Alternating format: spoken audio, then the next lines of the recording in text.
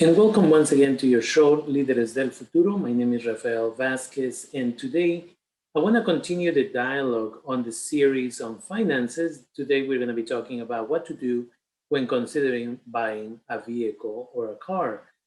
And again, with your show, a lot of the things that we want to do is we want to educate as many people as possible so that they don't become victims of a system that is designed to take advantage of us.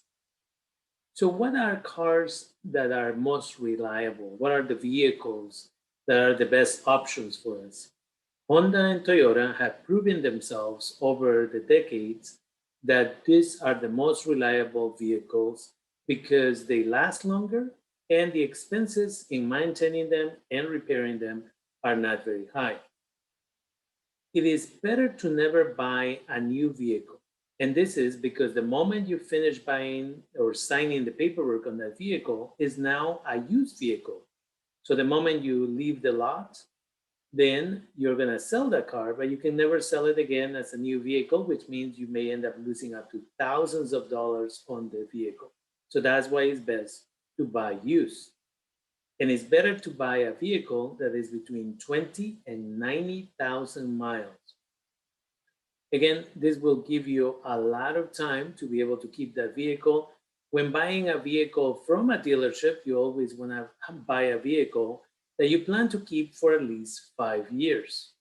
Especially if you're a young individual who, again, still hasn't bought a house, you're just trying to build credit, but you don't want to waste thousands and thousands of dollars on a vehicle. What you want to do is you want to be saving towards the major purchase, which is property or a home. Again, Toyota is specifically important here because Toyota has proven itself. Toyota is the largest company in regards to the number of vehicles that they sell every year in the whole planet. It is important for us to keep attention to that.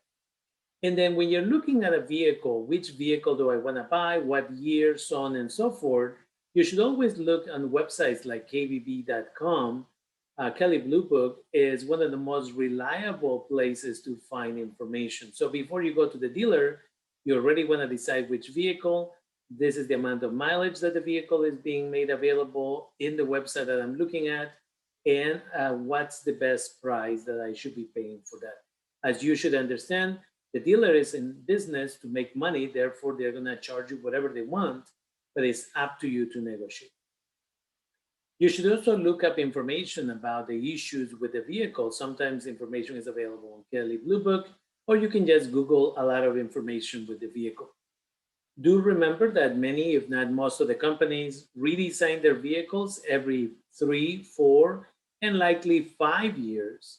So the first time the vehicle, the new redesigned vehicle is available, is not the best time to buy that vehicle. So let's say you're buying a 2015 Honda Accord. If that's the first time this new version is available, that's not the year to buy. You want to buy the second year because all of the glitches, all of the bugs that the vehicle had during the first year have been fixed usually by the second time that the vehicle was made available. And again, should you buy a vehicle outright or borrow the money to be able to buy it? So the benefits of buying outright is you don't have monthly payments, you have no interest, you don't have to deal with other items such as those, but also sometimes dealers have incentives, like they may give you cash back, especially on new vehicles. And then again, if you lose your job, you don't have to worry about payments for the next 2, 3 years. The drawbacks is if you buy it for cash, it doesn't really add to your credit history because you haven't been keeping up with the specific payments. So on the other hand, the benefits of making payments is that it provides you with the opportunity to increase credit, which again, if you're planning to buy a property in the future, whether it is a property without a house on it or a house, this credit is really what makes the difference. Again, it's really, really important. And for those individuals who maybe are not making thousands and thousands of dollars a month, it may make it a little bit more affordable to make payments because maybe on a Honda or a Toyota, you're making a payment of $250 or $300 a month. The drawbacks is that if the interest is 7% on the loan, you should really wait in purchasing a vehicle from a dealership. You maybe should get something from outside, a used vehicle that is still somewhat reliable, but paying 7% or more is really not a good thing because you're making the bank or the lender a lot of money and it's going to take you a long time, which means the car is going to be more expensive long term. And if you lose your job, for example, it's going to make it very difficult for you to make the payments on that vehicle, and you may end up having to take it back. By June of 2019, for example, there were at least 7 million people in the United States that were at least 90 days behind on their car payments. Again, that is a problem. People buy $40,000 vehicles, many of them buying new, but in reality, that doesn't help you. What that does, it puts you in a situation where you're going to be worrying every month about making the car payment. If you're getting a loan, you should decide on the vehicle you want before anything else.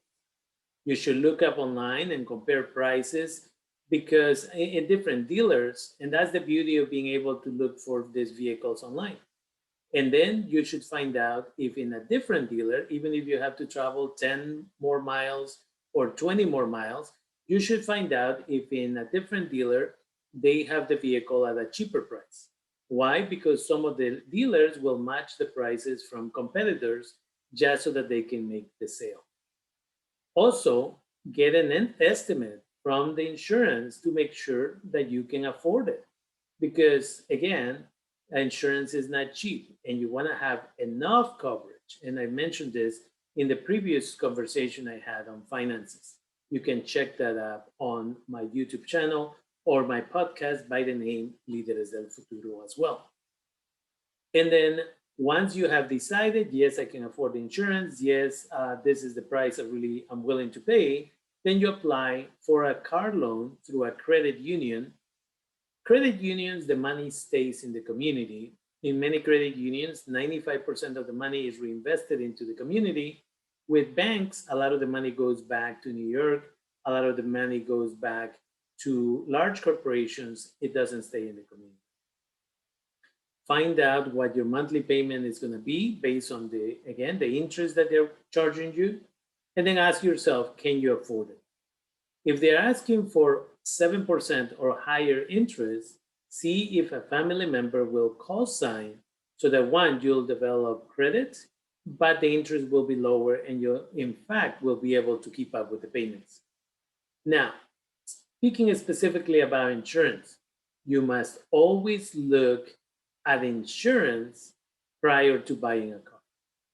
You need to determine whether or not you can pay the insurance. For a lot of individuals, they want to get an expensive vehicle. They want to have, and they have to have full coverage because the bank or the credit union requires it. But based on the age of the driver, if you are too young, it's going to cost you a lot on insurance. I've had individuals who got a car that they're paying $400 for the car, but they're paying $450 for insurance every month. That is a bad investment. The vehicle brand. Again, if you get a BMW versus a Honda, the expenses are going to be very, very high. The year of the vehicle. Again, you don't want to get something too brand new because otherwise the cost of the insurance is going to be very, very high. It's going to be like buying two cars.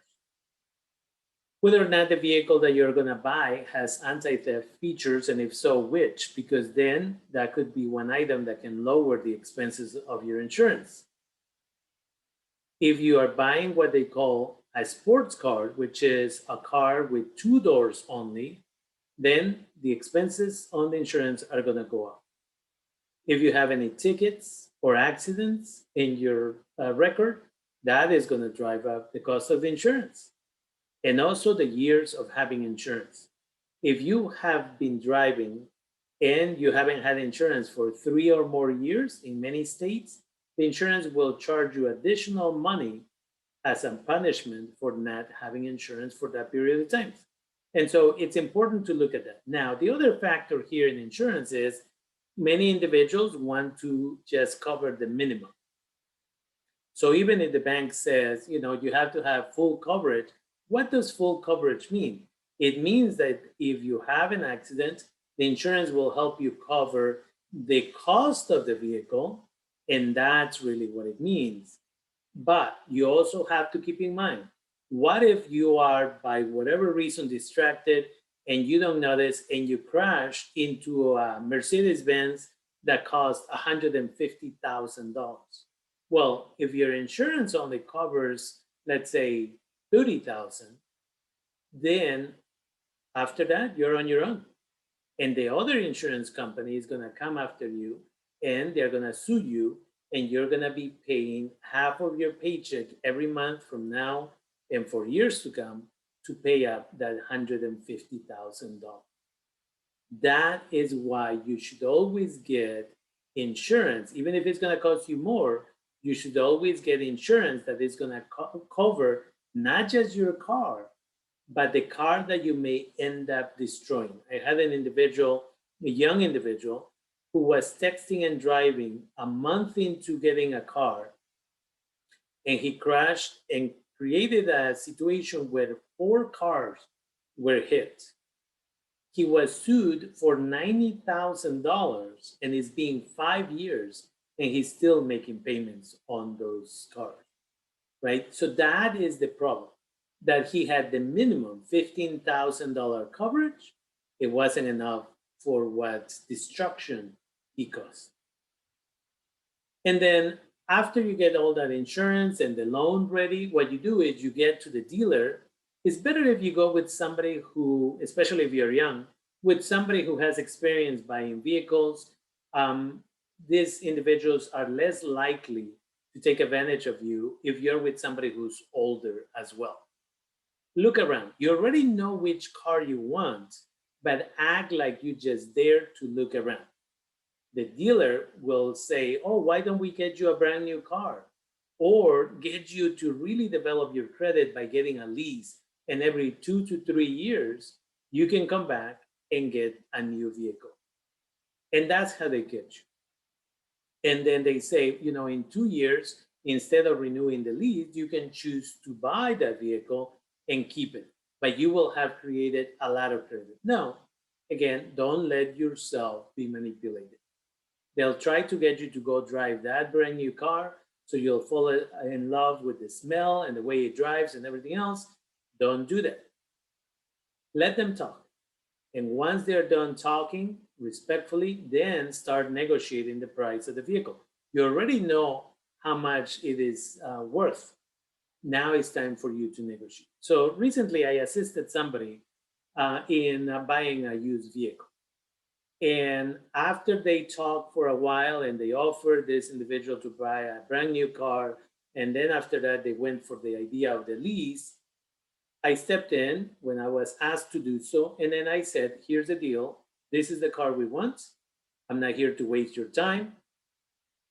I'm going to give you a number, and I want you to go directly to the manager, come back and tell us if you're willing to take that. If not, then we're walking. And that's perfectly fine. And the young individual that I assisted this time was willing to follow with this idea of leaving and going to look for another vehicle. And so what I did is I offered 1,000 less than what they were asking for the vehicle. And as a result of that, the lady went in. She acted like she was very surprised. She went in, she came back. A few minutes later, she's like, I don't know why, but the manager is willing to go with this. And here it is. And then she says, now let's go inside and we're going to look at whether or not you have good credit. So what they want is hopefully that you have bad credit so that then they can get you with that. And sometimes they know companies that, again, they will negotiate with to get you the loan. And unfortunately, that's where recently I spoke with a young man who's paying 20%, 24% interest on his vehicle. After he told me about that, this is a different individual. After we talked with him, I was able to get him into a credit union locally. And as a result of that, we were able to lower his interest to 12.5. And in 6 months, he'll be able to lower it to less than that. But again, once we agree on that, we went inside, and then that's when you tell them. You don't tell them ahead of time.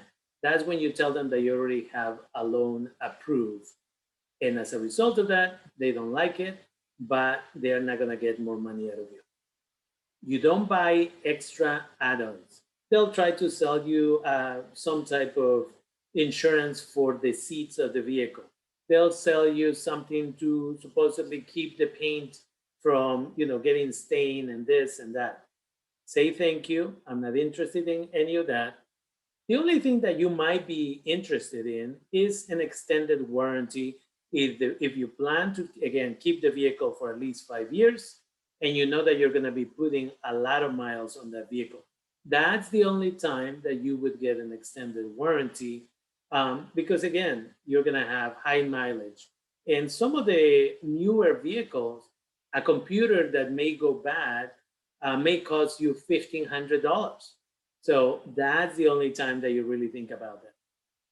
Again, you want to purchase gap insurance. Gap insurance, what it does is maybe there is a car crash, your vehicle is destroyed, and instead of you, maybe the other insurance says the value of the car is less than what you owe the bank. And in that situation, they will pay whatever they're going to pay. And then gap insurance kicks in and they'll finish paying whatever you owe on the vehicle. That's the job of gap insurance. And you can buy it at the dealer, or you have a few days to go buy it directly from the bank or credit union that you are getting the money from. And then after the purchase, again, some credit unions will lower your interest about 6 to 9 months after you buy the vehicle. You go to them, you have to go to them, and you have to tell them, hey, is it possible for you to lower this payment? I know that for those of you who are in Sonoma County, California, in Marin County, in San Francisco County, in Mendocino County, Redwood Credit Union is one such credit union. You go there every 6 to 8 months and you say, can you look at it? So if you got a loan for, let's say, 6%, every 6 months you can go back in hopes that they keep lowering your interest just a tiny bit, and then you continue to make the same amount of payment, but more of the money is going towards the principal, which means you're going to pay it off faster. And again, you have to ask them. They're not going to do it automatically. You have to ask them. 2, if you have been saving money and you can pay it off, pay the whole car off after 6 months, that's good. Most of these loans will not give you a punishment for paying it off ahead of time, and your credit will still go up as if you had been making payments for several years for that vehicle. If not, just keep up with the payments and, again, try to lower the interest as much as possible. It's really, really important if the interest is high and they don't offer what Redwood Credit Union offers, that after 8 months of constant payments on time, that you ask them about refinancing, because that's very, very important. Again, you want to lower those payments, and depending on the economy and your payments, your interest may actually go down. Okay, so that's really, really important. And for those of you who already own a home, this is the time to refinance. I'm making this video in November of 2020. This is the time to refinance. Some individuals who are paying 3.8% interest on their cars or their homes are being able to refinance to 2.8, 2.7, and that in itself will save you a lot of months of payments in the long term. And with that, remember that in the 21st century, credit is king. My name is Rafael Vasquez Guzman. My show is Líderes del Futuro. My podcast is available on Spotify, Google Play, and iTunes. I also have a YouTube page, Líderes del Futuro. And again, my website is lideresdelfuturo.org. You can also contact me on Instagram at Líderes del Futuro. And again, that has a double O at the end. Thank you for your time.